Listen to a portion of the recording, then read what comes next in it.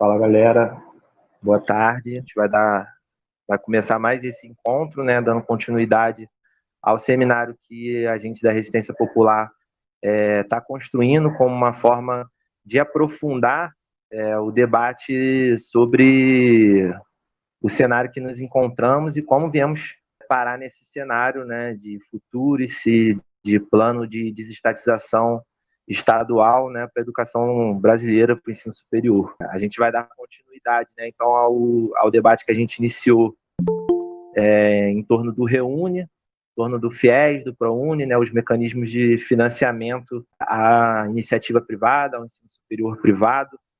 Né, então, a gente, no primeiro encontro, abordou um pouco sobre como se deu a implementação do modelo neoliberal, que se apropriou, né, da pauta de expansão de acesso como uma forma de frear o descontentamento e o avanço da pauta, a construção da luta, se criou uma série de mecanismos para financiar pela verba pública o ensino privado, né, e o fomento aí a cultura do empreendedorismo dentro da universidade. Então, hoje a gente vai dar continuidade debatendo o marco legal da ciência e tecnologia e inovação. A gente vai debater o avanço do EAD e um pouco aí sobre as parcerias públicas e privadas, né, que foram fomentadas tanto pelo próprio marco legal da ciência, tecnologia e inovação, quanto também pelo esse avanço aí dos mecanismos que a gente trabalhou já no outro debate. Com vocês aí, Alice e Pablo. Boa tarde, galera. Boa tarde a todas e todos. Bom, meu nome é Alice, faço parte da Resistência Popular Estudantil e sou estudante da UFRJ de doutorado. Faço doutorado em Planejamento Urbano e Regional, que é um curso que fica lá na Ilha do Fundão. Bom, eu fiquei de introduzir hoje, né, trazer alguns elementos aí para a gente fazer esse debate sobre empreendedorismo, marco legal de ciência, tecnologia e inovação, parceria público-privada, ensino à distância, que é essa realidade dura e precarizante que a gente vive hoje no ensino superior, né, nas universidades públicas. Então, eu vou começar primeiro, na verdade, fazendo um resgate de alguns elementos que a gente já debateu no nosso primeiro encontro, né, importante para situar essa discussão da inovação, né, como que esse conceito de inovação acaba invadindo completamente o ensino, a pesquisa e a extensão nas universidades públicas, tentando fazer um resgate desse contexto, né, como que isso acontece e avança de forma tão acelerada para o contexto de colapso das universidades públicas que a gente vive hoje. Então, no primeiro encontro, a gente debateu sobre esse conceito, essa ideia que as autoras desse texto que a gente teve como base, né, para fazer esse debate usaram, que é o novo neoliberalismo acadêmico. Então, eu vou só resgatar um pouquinho algumas ideias, né, dessa leitura importante para a gente entender essa virada. Quais são as diferenças, né, do que foi inicialmente o que seria o neoliberalismo ortodoxo, como eles colocam, e como que essa mudança teve como objeto, né, da sua política o ensino superior especificamente.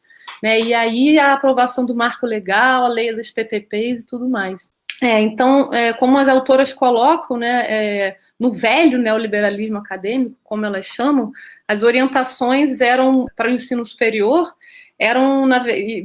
pensando sempre, né, nas orientações para os países periféricos, aqui América Latina, onde a gente se encontra, era de que o Estado não deveria investir no ensino superior, né, porque seria muito caro, deveria investir no ensino básico. Então, havia uma determinada leitura ortodoxa desse neoliberalismo de que o ensino superior deveria ser tratado ou incorporado pela iniciativa privada em sua totalidade.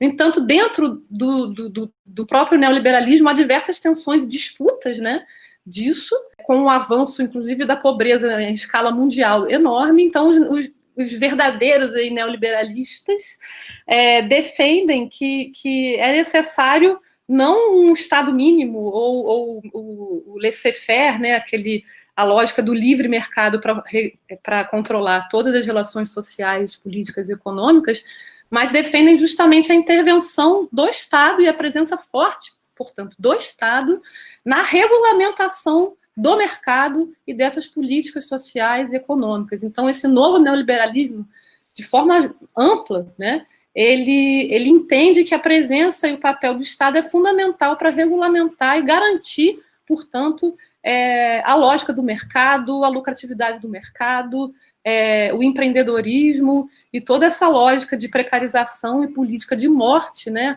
austericida que a gente vive hoje. Então, essa virada ela é importante, né? Ela acontece aí no final da década de 80, mas ela já vem sendo, na verdade, formulada pelo Banco Mundial nos anos antes disso, né? E aí, por que isso é tão importante e vai determinar essa nova política para o ensino superior? É importante destacar que, como as autoras nesse texto também fazem um resgate muito interessante, do papel que o Banco Mundial representa nesse processo, né? O Banco Mundial, ele é, na verdade, um ator político, intelectual e financeiro muito fundamental, né? Central para a reestruturação global do neoliberalismo e vai, de fato, atuar no sentido de formulação de políticas, né, formulação ideológica para incentivar e orientar os diversos governos, os diversos estados clientes do banco a direcionarem as suas políticas de acordo com essa nova linha, né? Então, o Banco Mundial vai formular uma política que, de fato, é chamada de política de assalto à pobreza, né? Há diversos autores que trabalham essa ideia, que é a gestão da pobreza, como a gente a conhece, né? Gestão da miséria. Tem autores que vão falar em pobretologia. Realmente essa política, não só formulada pelo Banco Mundial, como ela é imposta aos estados e governos que a incorporam, né? E, inclusive, enviam muitos de seus quadros, né? Quadros de governo, quadros de Estado, para a formação técnica e assessoria do Banco Mundial. Então, ele passa a atuar, isso aí já desde a década de 70. Né? Então, a ditadura empresarial militar no Brasil, o Banco Mundial está atuando já desde então de forma bastante ativa. E resgatando, inclusive, muitos desses princípios do universo militar, né? Planejamento estratégico, tudo isso que a gente ouve muito falar hoje, são adaptações de estratégias militares dos Estados Unidos às realidades das políticas sociais de forma mais ampla, e isso vai, portanto, ser também colocado sobre o ensino superior e a educação pública. Então, o Banco Mundial ele vai recomendar mudanças no sentido das políticas de Estado para as universidades públicas em dois sentidos principais, né? Eles vão recomendar, primeiro, a adesão, a adoção de um modelo híbrido e flexível de ensino superior, né? Então, seria híbrido para incluir diversificação de cursos e abertura à iniciativa privada, evidentemente, é híbrido também no que diz respeito ao ensino presencial e ensino à distância, que a gente vai falar mais adiante, e flexível, obviamente, para permitir a maior intensificação do trabalho, precarização das relações de trabalho dentro da universidade, né? E duas políticas principais vão ser propagadas, né? Uma que é essa que a gente falou no nosso primeiro encontro, que é a das políticas inclusivas, né? Que vão ser uma orientação fundamental do Banco Mundial, no sentido de incorporar os pobres na universidade, ao mesmo tempo em que tira orçamentos das universidades, desloca para as instituições privadas e precariza, portanto, a permanência e o ensino. Então, objetivo de garantir uma educação precária para os pobres, né? Educação pública precária para os pobres. Então, e com que objetivos, né? Um objetivo, obviamente, objetivo político maior também por trás disso tudo é o controle e a tutela do povo, né? Os pobres são enxergados enquanto uma enorme ameaça para o capitalismo desde sempre, né? É considerada a classe perigosa, também tem essa designação aí, por muitos autores falam dessa questão. A classe perigosa, portanto, é preciso ser controlada, né? Ela precisa ser tutelada e ela precisa ser subserviente às políticas de Estado e essa política neoliberal. Então, nada melhor do que incorporar as reivindicações do povo em diversas ordens, né? Tanto em transporte, saneamento, habitação, como também por educação. Então, vão incorporar parcela dessas reivindicações, evidente, do povo, sem questionar as origens do problema, né? Então, na verdade, a incorporação dessas políticas como acesso à educação, através de políticas inclusivas, que vão ser gestadas, né, e geridas pela lógica privada e pela lógica empreendedorista, a incorporação desses povos tem, de fato, o objetivo de controlá-los e de impedir que haja organização popular, que haja organização dos trabalhadores, e para mascarar e esconder quais são as reais causas da pobreza, quais são os reais motivos da desigualdade, quem é que está lucrando com essa pobreza. Então, nada disso se discute, obviamente, tudo isso é apagado, e são apresentados apenas programas sociais, programas temporários, que vão incluir, portanto, o povo e os filhos da classe trabalhadora na educação superior, nas universidades públicas, de forma precária, de forma austericida, né? Enfim, de forma a manter eles sob controle em formas absolutamente nefastas de vida. Então, sem garantir condições de vida digna para esses estudantes. Então, dentro dessa lógica, né, que se muda essa relação da universidade, abrindo ela para parcerias público-privadas, então parcerias com as instituições privadas, sempre com o discurso de que isso é uma espécie de filantropia, né, para as empresas privadas. É investimento social privado, como assim é chamado hoje, né? Então, os gestores das universidades e privados recebem isenção de imposto, né, recebem isenção ou redução substantiva de imposto para atuar através dessas parcerias nas universidades privadas e, obviamente, lucrando bastante com isso e garantindo a precarização das relações de trabalho. Então, o que tudo isso significa, né? Quais as consequências dessa lógica, né? É a redução da autonomia organizativa dos trabalhadores, como eu já falei, e na verdade, a retirada de um direito que havia, né? Havia o direito à educação pública, você inverte absolutamente essa lógica,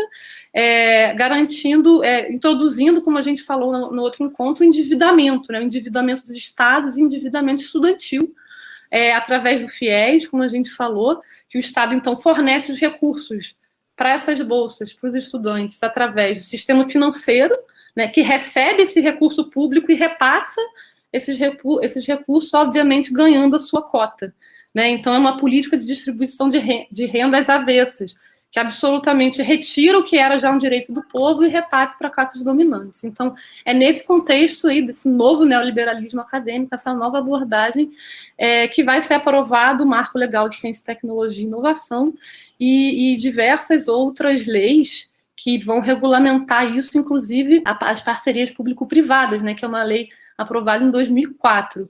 Então, voltando um pouco nessa linha do tempo, aí, o Banco Mundial faz essa mudança em fins do século da década de 90. Então, tem um documento apresentado em 99, outro em 2003, que vão defender de forma bastante o ensino superior e promover a inovação como uma das funções das universidades públicas, como apontam seus autores, por meio do relacionamento universidade-empresa, criando novos mecanismos para integrar as universidades públicas que desenvolvem pesquisa de alta tecnologia aos mecanismos de acumulação por expoliação, né? Então, a acumulação por expoliação, que é a tônica geral do capitalismo neoliberal, né, que é garantir o lucro e a acumulação de capital através da retirada de direitos trabalhistas, através da intensificação do trabalho, através da flexibilização, portanto, do trabalho, né, da precarização, da retirada das condições de vida digna. E isso vai se adequar também ao ensino superior. A formação de obra altamente qualificada, né, mestres e doutores, então a pesquisa, pós-graduação tem um papel fundamental nesse processo. Formação de mão de obra qualificada para os países centrais, né, que passam a recrutar esses pesquisadores nas suas empresas, etc. De adaptação tecnológica para as empresas nacionais, que continuam adquirindo tecnologia dos países centrais, então garantindo a permanência da condição de subdesenvolvimento, né, de periférico do nosso país e da produção de conhecimento brasileira. Desenvolvimento tecnológico para empresas multinacionais, que vão passar a terceirizar a parte de pesquisa para os países periféricos. E aí é importante, e garantindo o seu lucro, né, o lucro da renda tecnológica. Então é importante também situar de que maneira, como que o Brasil é diferente de outros países, sobretudo os países centrais, no que diz respeito à produção de conhecimento, pesquisa, né? No Brasil, 90% da ciência e da pesquisa brasileira é produzida nas universidades públicas, né? Sobretudo federais, nas universidades públicas, diferente do que acontece em outros países, onde as universidades já privatizadas, já com muito endividamento estudantil, tudo isso, né, já muito avançado, se dedicam exclusivamente a ensino e pesquisa básica e ciência, tecnologia, tudo isso já é a cargo de outras instituições. Então, no Brasil, a gente tem essa condição, né, que é o que eles chamam que é o que garantiu, na verdade, a condição de excelência também nessas instituições. Então, o mesmo motivo que garantiu a condição de excelência é o que é agora atacado, né, para garantir a permanência dessa condição periférica. Então, essas duas políticas, né, recomendadas pelo Banco Mundial, tanto a de ampliação do acesso e do incentivo a políticas de inovação, foram, portanto, incorporadas, né, pelos governos do PT, os governos Lula, os governos Dilma, absolutamente, totalmente, foram aprofundados e foram regulamentados, né, foi de fato institucionalizado durante os governos do PT, né, e reproduziram todas as letras aí, as orientações do Banco Mundial. Então a lei, né, nesse mesmo contexto aí, então, início dos anos 2000, em 2004, que é aprovada a lei de parcerias público-privadas, né, que institui normas para licitação e contratação de parceria público-privada no âmbito da administração pública.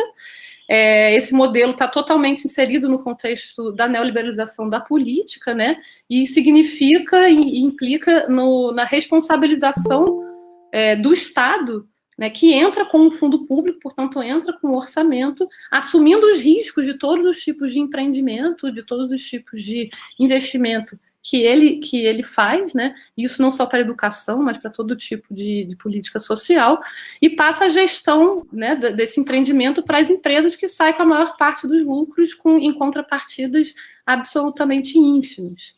Pouco tempo depois disso, início dos anos 2010, aí, começa já no Congresso e nos âmbitos do governo a discussão para aprovação do Marco Legal de Ciência, Tecnologia e Inovação. Ele é finalmente aprovado em 2016, depois de muito tempo de debate, né, e ele é regulamentado através de um decreto, é a Lei 13.243, né, de 2016, e ele é regulamentado por meio de um decreto em 2018. Então, ele é aprovado inicialmente no governo Dilma e depois ele é regulamentado recentemente aí no governo Bolsonaro. Mentira, desculpa, ainda governo Temer. Que tem qual o objetivo? O objetivo de justamente institucionalizar e formalizar, aprofundar isso que já ocorre, né, já ocorria nas universidades federais, que é a presença e a lógica da iniciativa privada gerindo e conduzindo a produção de conhecimento voltada para o mercado, voltada para a lucratividade das grandes empresas. Então, ele tem o objetivo de reduzir obstáculos legais, né, o marco, e burocráticos, para conferir maior flexibilidade às instituições, regulamentando e aprofundando a atuação da lógica privada nas instituições públicas de pesquisa. E tem, como consequência, 3 frentes principais, né? Aumentar a transferência do fundo público para a iniciativa privada, como a gente já falou, e a flexibilização do regime de dedicação exclusiva da carreira docente, né? Por privatização de registros de patentes da ciência produzida dentro das instituições públicas brasileiras. Ela é chamada de marco porque ela, na verdade, é uma lei que altera 9 leis, né? Outras 9 leis. Inclusive, ela exigiu a aprovação de uma emenda constitucional, que é a Emenda Constitucional 85, de 2015, que foi a emenda que inseriu o conceito de inovação na Constituição, porque esse conceito não existia, né? E inovação é uma ideia absolutamente vinculada e dependente do empreendedorismo, né? Então, é inovação nas empresas, não existe inovação sem empresa privada. As universidades públicas, com seu papel de pesquisa básica, de formação, né, de sujeitos críticos, não tem interesse nesse tipo de inovação, na verdade. Então, isso foi uma mudança na Constituição necessária para que essa lei fosse aprovada, e ela foi aprovada alegando ser necessário desburocratizar processos de compra, né, com recursos públicos, permitir o envolvimento do pessoal do setor público com a iniciativa privada, e para aproximar as universidades públicas da empresa, né? Tudo isso sempre sob a justificativa de maior eficiência, maior produtividade, maior competitividade do país no mercado mundial. Então, todas essas falácias aí que a gente sabe que, na verdade, tem como consequência precarização das condições de vida, né, dos estudantes e dos trabalhadores. E quem se beneficia com isso tudo, né? São os gestores e docentes das universidades que já tinham incorporado o empreendedorismo e as práticas de conseguir recursos privados, né, por fora aí da universidade, prestando consultoria, dirigindo empresa, e, obviamente, lucra com isso o empresariado nacional estrangeiro, né, que tem acesso a custos, que tem acesso sem custos ao pessoal, né, aos servidores que trabalham nas universidades e a infraestrutura das universidades públicas. Então, são empresas que se instalam, que têm pesquisadores, por exemplo, bolsistas, mestrandos e doutorandos, que recebem bolsas das agências de fomento do governo, CAPES, CNPq, para produzir pesquisa voltada para a garantia da lucratividade dessas empresas, né, e ainda usufruindo da infraestrutura, né, das universidades e pagando contrapartidas ínfimas e que não são de interesse do povo, não são de interesse da universidade. Então, tem a questão da propriedade intelectual, que também é muito importante, né, que os resultados de todas essas pesquisas pertencem às empresas, de acordo com o marco legal. Ela garante a celebração de contratos de transferência de tecnologia, onde os servidores são obrigados a repassar informação sobre a responsabilização civil e penal de não repassar informações às empresas. Ela altera a lei de licitações, que é uma lei de 1980, que dispensa a licitação de produtos para pesquisa e desenvolvimento, o que poderia ser bom para as pesquisas de caráter público, né, mas que, devido à promiscuidade entre o setor público e privado, isso abre brecha para desvio de recurso público, corrupção, tudo isso que a gente já conhece. E aí, para concluir, queria só dar um exemplo, né, dessa realidade da UFRJ, onde a gente tem o Parque Tecnológico, né, que é um grande conglomerado formado por 62 empresas, né, que ocupam a Ilha do Fundão, né, um espaço enorme da UFRJ. Então, a UFRJ, por ser uma universidade muito grande, tem muito patrimônio, tem muita terra, né, ela consegue atuar segundo essa lógica empreendedora de gestão da iniciativa privada, de modo a lucrar, muito pequena parte com isso, mas se a gente for pensar em universidades menores, isso absolutamente é impossível, né? Então, ainda cria uma discrepância entre universidades e uma discrepância de desigualdade regional ainda muito maior, porque a gente vê que, na verdade, o que está acontecendo é o corte de verba, corte de bolsa, né? A gente tem um corte anunciado para o ano que vem do MEC de quase 1 bilhão. Então, à medida em que eles cortam o orçamento, eles intensificam a presença das empresas e dessa lógica privada. Então, o Parque Tecnológico ele conta com 62 empresas. Dessas 62, 16 são empresas de grande porte, 10 pequenas e médias, além de 10 laboratórios da própria UFRJ e 26 startups.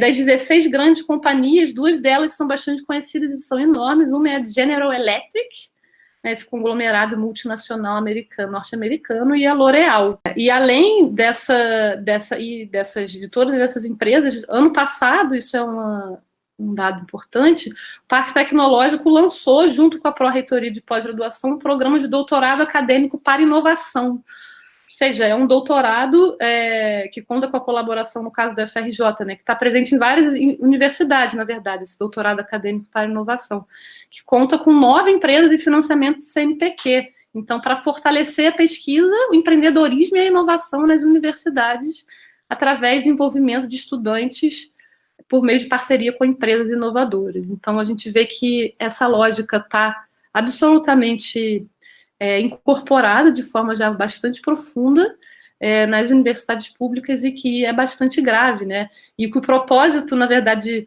dessas incubadoras e dessas empresas, para além do lucro em si, é treinar indivíduos para que funcionem a partir dessa lógica de organização que é a lógica privada, né?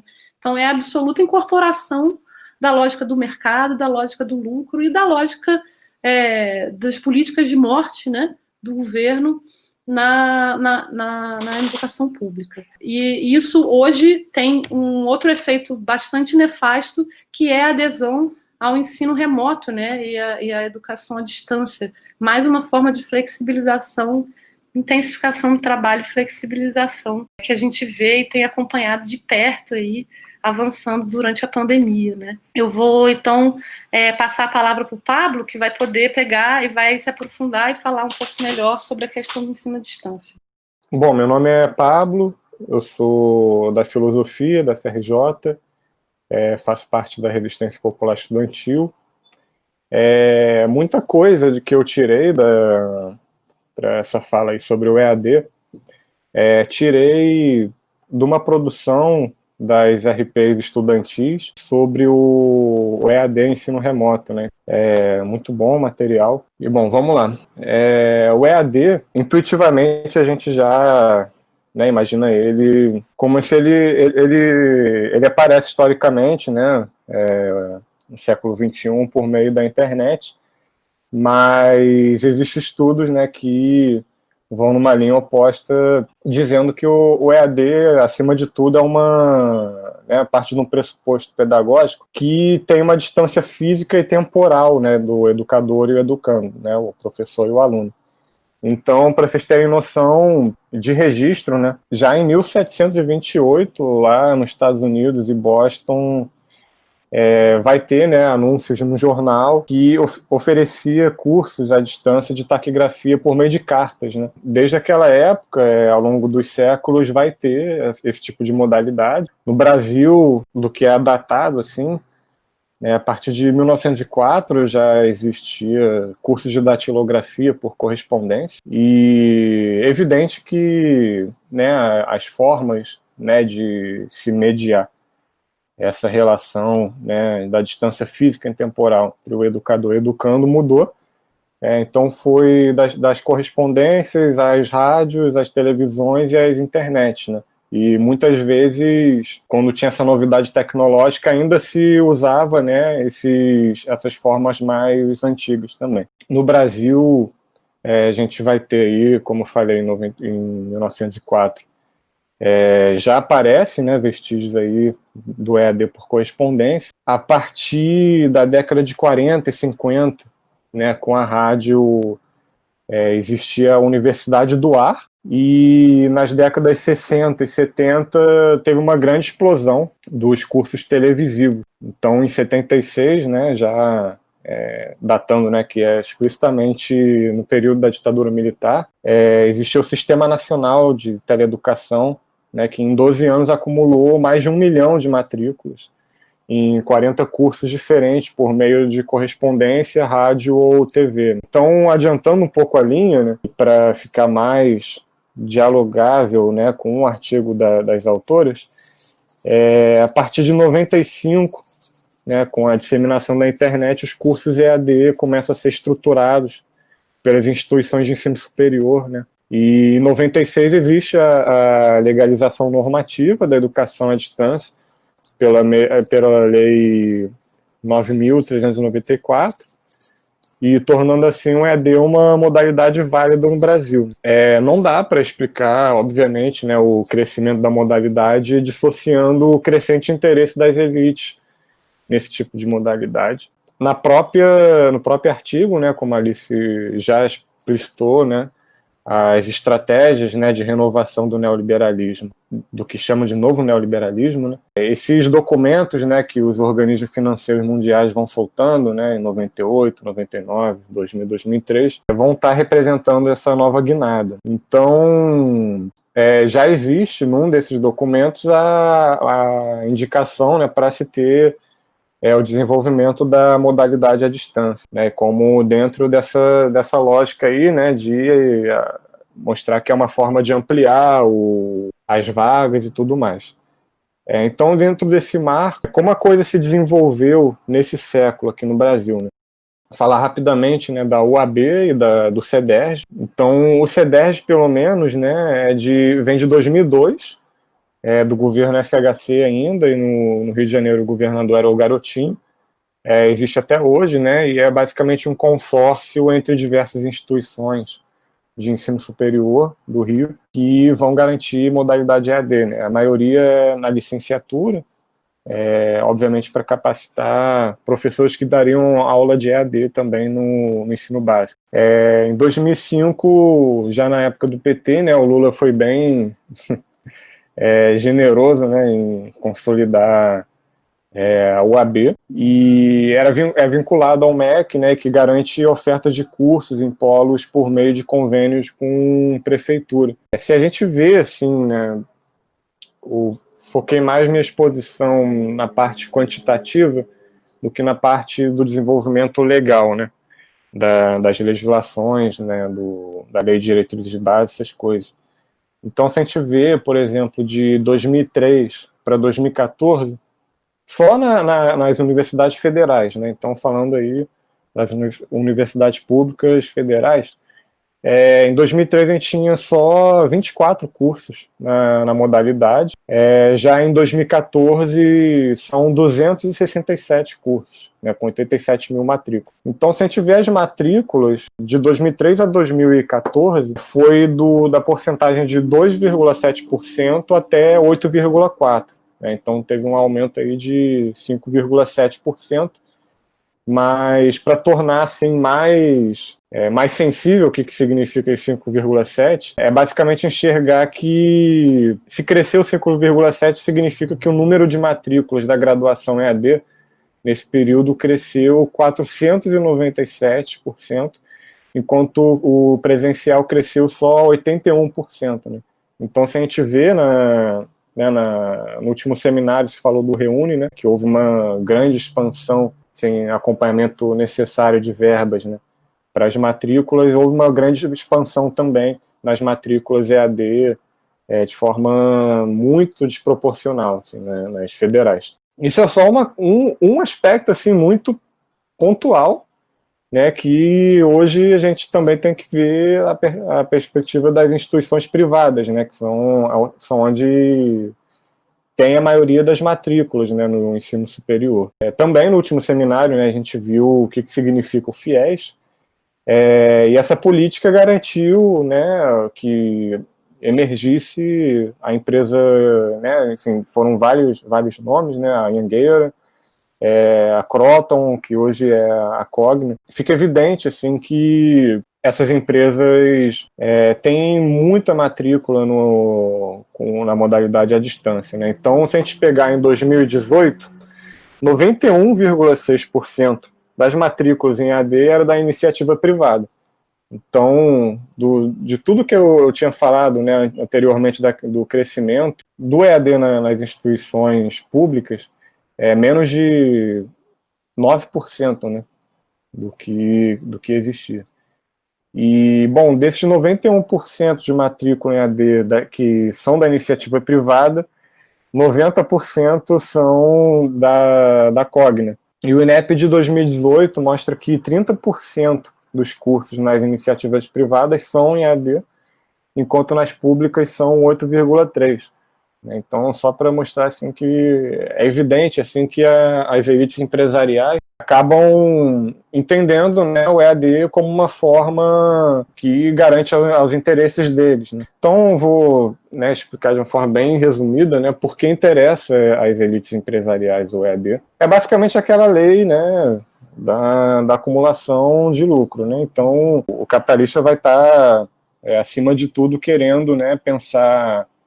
Bom, como que eu vou conseguir extrair mais capital dessa dinâmica aqui que eu estou tentando, né, me apoderar aqui na educação? A gente vê que, bom, né, como eles dizem, não existe almoço grátis. Então, na visão deles, significa que existe o valor de custo, né, o valor das coisas que são necessárias para a produção. Você vai ter o dinheiro para o salário, dinheiro para estar, né, renovando as tecnologias, enfim, várias coisas que são necessárias para girar, né, para a mercadoria. O que o EAD é interessante é que reduz drasticamente os custos, né? Então eles não estão pensando assim, eu gostei dessa pedagogia à distância porque é moderna, enfim, vamos inovar. Não, é basicamente justamente porque dá lucro é que eu vou usar uma pedagogia que se adeque, né, a essa necessidade. Recentemente, né, teve uma demissão em massa de professores já na rede privada. Você barateia o custo de manutenção também, né? A gente vê que o EAD avança nas universidades também para ser possível capacitar professores de EAD no ensino básico, né? Então, nas privadas, né, você barateia o custo direto que você vai estar subsidiando, né, ao funcionamento da universidade, enquanto nas públicas também é interessante para eles que o Estado enxugue, né, o seu investimento, justamente para que esse dinheiro vá para outros lugares mais estratégicos para o interesse das elites financeiras, né? Se a gente vê a situação atual, né, bom, a gente tem um governo, né, que está fazendo, aproveitando para avançar essa modalidade EAD com mais violência ainda, né, por o cavalo de Troia, né, do ensino remoto, que dizem que é emergencial, mas então cada dia a gente se surpreende, né, com as mudanças que as universidades vão avançando para que isso se torne cada vez mais consolidado, né, na universidade. A gente vai ver que essa modalidade barateia o custo de manutenção, e aí os cortes, né, como a Alice colocou, recentemente houve mais cortes para as universidades, então significa que, se a gente for deduzir, né, a partir desses 3 pontos, que é o terreno fértil para se passar, né, a boiada aí, que é um termo, né, que foi utilizado pelo Ricardo Salles, né, para descrever aí o que estão fazendo na Amazônia, e essa mesma estratégia é usada também, né, na universidade por meio do ensino remoto. Não é, né, novamente, teoria da conspiração, é a própria conspiração atuando na realidade. E se a gente vê, né, por exemplo, o fundador da empresa Anhanguera, ele fala que o EAD veio para ficar, uma palestra sobre educação na pós-pandemia. E, bom, gente, eu gostaria de encerrar, assim, ressaltando a importância, né, de a gente estar sempre engajado, né, nas tentativas de resolução dos problemas que vão afligir o nosso povo. Sobre o EAD, né, a gente tem aí, hoje em dia, esse grande problema que está sendo o ensino remoto, né, muitos colegas já estão passando por sérias dificuldades, né, se vocês verem as próprias denúncias que as campanhas contra o ensino remoto, né, no Brasil vão fazendo, vocês vão ver que são cada coisa mais absurda que a outra. A gente, enfim, trabalhando no Uber enquanto está tendo aula, essas coisas surreais. Só concluindo assim, que é dever nosso, né, e dos alunos comprometidos aí com a universidade pensado para o povo, de somar aí as iniciativas de combate, né, ao ensino remoto, acampar aí uma das muitas batalhas que estão sendo travadas pela luta da educação pública. Então, agradecer aí e vou concluir aqui.